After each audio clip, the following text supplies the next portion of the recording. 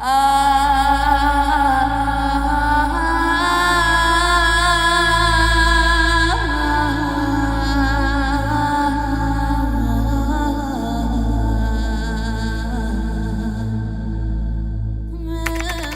datang kembali di channel Pegawai Jalanan.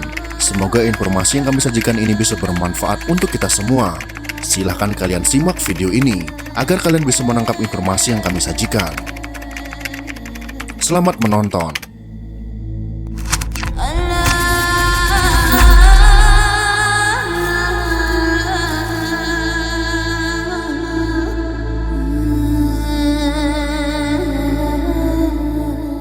Kitab Henokh merupakan salah satu kitab yang kontroversial, terutama di kalangan umat manusia yang beragama samawi.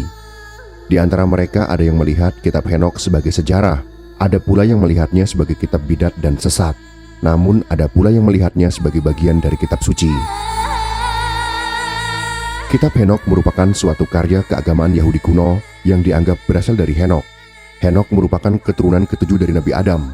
Penjelasan tersebut terdapat dalam kitab Yudas 1 ayat 14-15. Juga tentang mereka Henokh, keturunan ketujuh dari Adam, telah bernubuat.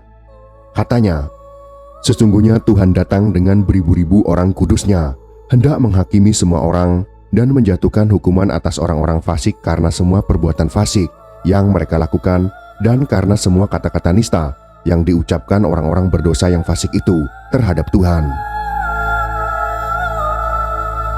Pada usia 65 tahun Henokh memperanakan Metusalah.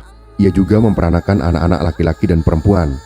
Namun saat berusia 365 tahun, Henokh diangkat ke langit oleh Allah.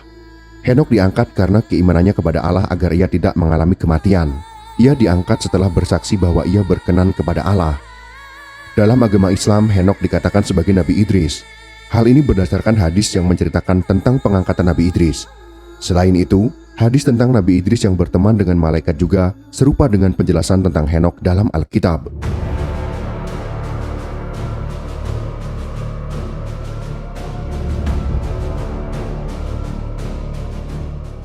Sebelum Henokh diangkat oleh Allah, dikatakan bahwa Henokh menulis semua yang diketahuinya ke dalam fragmen-fragmen.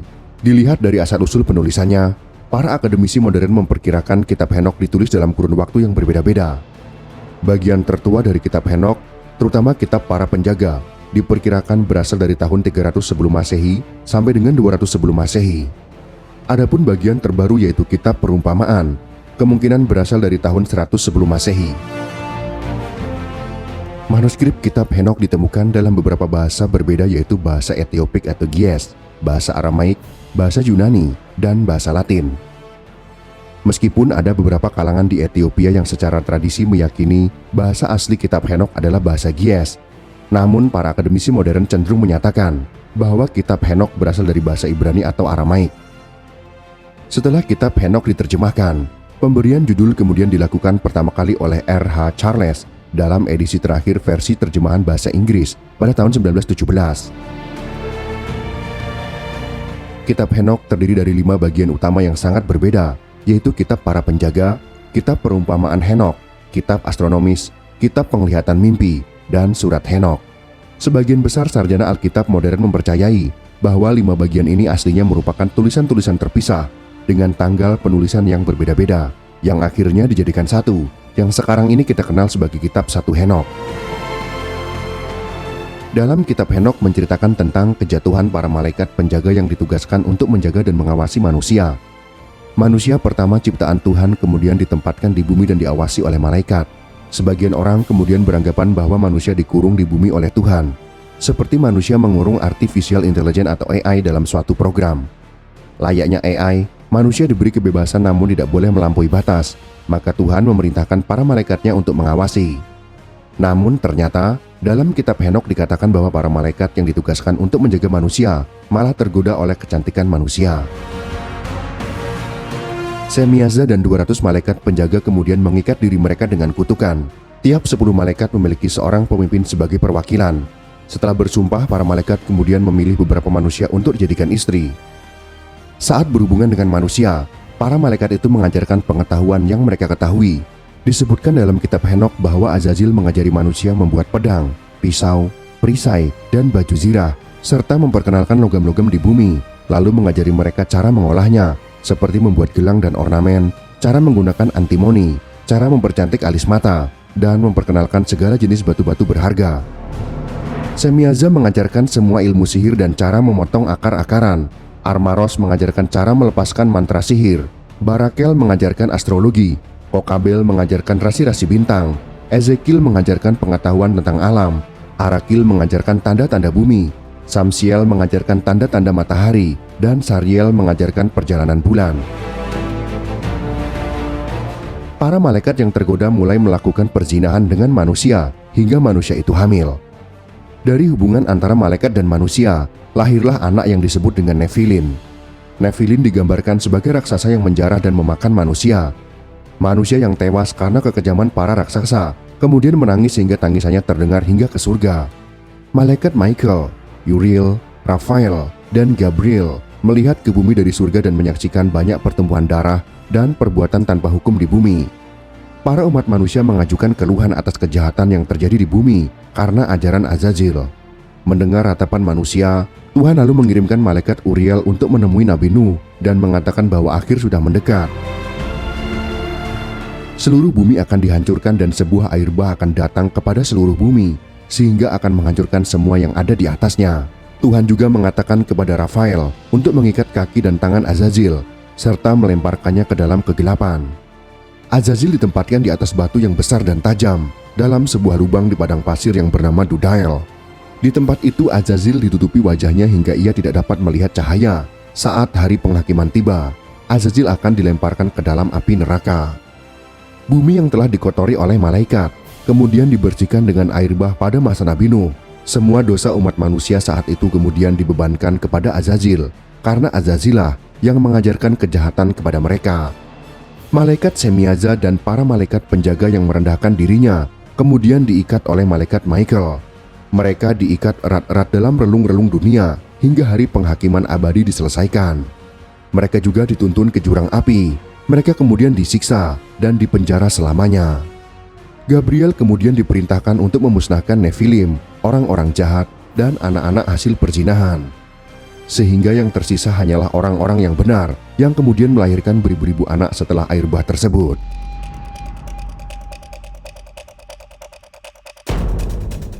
Saat Henokh diajak berkeliling surga, ia juga pergi ke tempat para malaikat penjaga yang jatuh.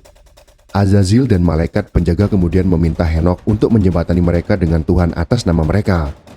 Namun ketika Henokh mencoba melakukannya, Tuhan hanya menolak mereka dan mengirim Henokh kembali menemui malaikat penjaga. Tuhan memerintahkan Henokh untuk menemui malaikat penjaga dan mengatakan bahwa kamu harusnya memohon untuk manusia, bukan manusia yang memohon untuk kamu. Kitab Henokh yang menulis kejadian tentang hubungan manusia dan malaikat inilah yang kemudian menimbulkan kontroversi. Karena dalam agama Samawi dikatakan bahwa malaikat tidak memiliki nafsu, maka kisah tentang malaikat yang memiliki anak dari manusia bertentangan dengan keyakinan tersebut. Kitab Henokh dikatakan sebagai karya pseudepigrafa atau tulisan yang biasanya memakai nama orang terkenal untuk dijadikan nama penulis kitab. Sehingga para ahli percaya bahwa kitab Henokh tidak berisi tulisan tentang Henokh sendiri. Kitab Henokh pernah dikenal oleh kalangan Kristen awal dan memasukkannya sebagai kanon. Namun kemudian dikeluarkan dari kanon pada sekitar abad keempat. Ketika konsili Laodikia, otoritas gereja Roma kemudian mengibliskan kitab Henokh dengan menyatakannya sebagai bidat, sesat, dan menyebabkan musnahnya kitab Henokh dari peredaran hingga permulaan abad ke-17. Sebagian besar denominasi gereja Kristen maupun tradisi menganggap kitab Henokh memang memiliki hubungan historis maupun teologis dengan kekristenan. Tetapi secara umum mereka menganggap kitab Henokh sebagai kitab non-kanonik dan tidak diinspirasi. Namun kitab Henokh tetap dianggap kanonik oleh Gereja Ortodok Tawahedo Ethiopia dan Gereja Ortodok Tawahedo Eritrea. Sehingga saat pemusnahan kitab Henokh, gereja di Ethiopia tetap menyimpannya. Keyakinan dalam tradisi Gereja Ortodoks Ethiopia yang memandang satu Henokh sebagai suatu dokumen yang terilhami adalah bahwa teks Ethiopia tersebut adalah yang asli, ditulis oleh Henokh sendiri. Mereka meyakini bahwa kalimat pembuka dari Henokh merupakan kalimat pertama dan tertua yang tertulis dalam bahasa manusia manapun.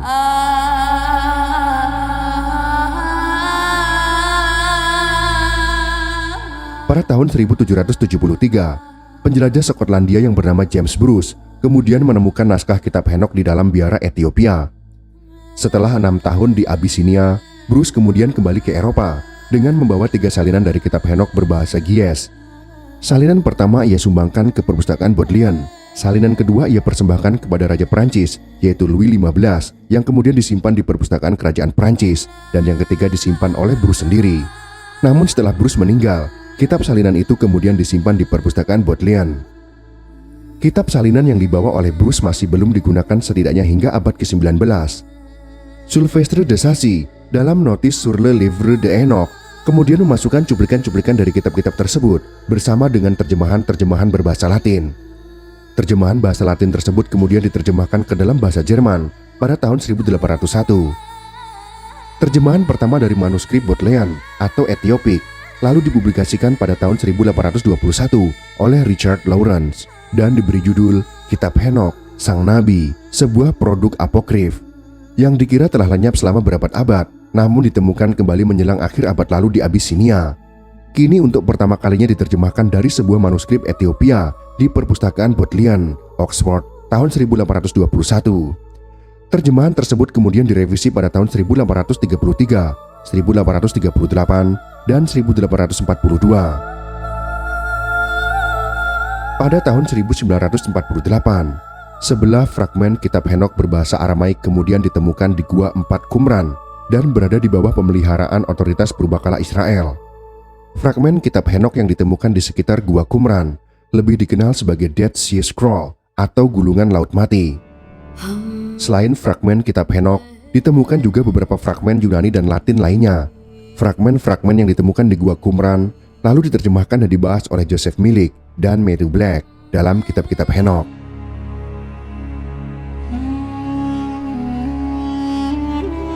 Pada tahun 1976, Joseph Milik lalu mempublikasikan hasil penanggalan paleografis fragmen-fragmen kitab Henokh yang ditemukan di Qumran membuat suatu terobosan. Menurut Joseph Milik yang mempelajari gulungan-gulungan naskah asli tersebut selama bertahun-tahun, fragmen-fragmen tua kitab para penjaga bertahun sekitar 200-150 sebelum Masehi. Karena kitab para penjaga memperlihatkan bukti adanya beberapa tahap penyusunan. Sekitar tahun 1978, edisi baru teks Ethiopia lalu dikoreksi oleh Michael Knipp dengan terjemahan bahasa Inggris. Sementara penjelasan kitab Henokh yang baru dimulai muncul pada tahun 1985 oleh Matthew Black. Karena perkembangan ketertarikan pada kitab Henokh memunculkan sejumlah terjemahan-terjemahan lainnya. Pada tahun 2001, George Nickelsburg mempublikasikan edisi pertama penjelasan luas kitab 1 Henokh dalam seri Hermenia. Sejak tahun 2000, seminar-seminar kitab Henokh mulai diadakan untuk membahas literatur Henokh dan telah menjadi pusat perdebatan mengenai hipotesa bahwa literatur kitab Henokh memperlihatkan keberadaan tradisi otonomi non-mosaik yang berbeda dari Yudaisme, bait suci kedua. Dalam kitab Henokh tidak hanya berisi tentang kisah malaikat yang jatuh karena tergoda oleh manusia dan sejarah umat manusia pada masa sebelum banjir besar, namun juga penghukuman dan pemusnahan bumi oleh air bah. Kitab Henokh secara literal juga berisi ribuan ayat-ayat referensi Alkitab dari nubuat-nubuat Henokh untuk peristiwa-peristiwa di akhir zaman, seperti masa kesusahan, kedatangan Mesias yang kedua kalinya, kebangkitan orang mati, pemerintahan kerajaan Mesias di bumi, penghakiman terakhir. Bahkan dalam pembukaan tulisannya, Henokh mengatakan, "Dari para malaikat aku mendengar segala sesuatu, dan aku tahu apa yang aku lihat, tetapi bukan bagi generasiku, yaitu generasi Henokh, tapi bagi generasi yang akan datang, yaitu generasi akhir zaman." Itulah sekelumit kisah tentang pembahasan kitab yang penuh kontroversial, yaitu kitab Henokh. Semoga informasi ini bisa bermanfaat untuk kita semua. Jika kalian suka dengan video ini, silakan berikan jempol ke atas. Dan jika kalian menganggap video ini bermanfaat, maka bagikanlah untuk teman-teman Anda yang lain. Terima kasih sudah menonton.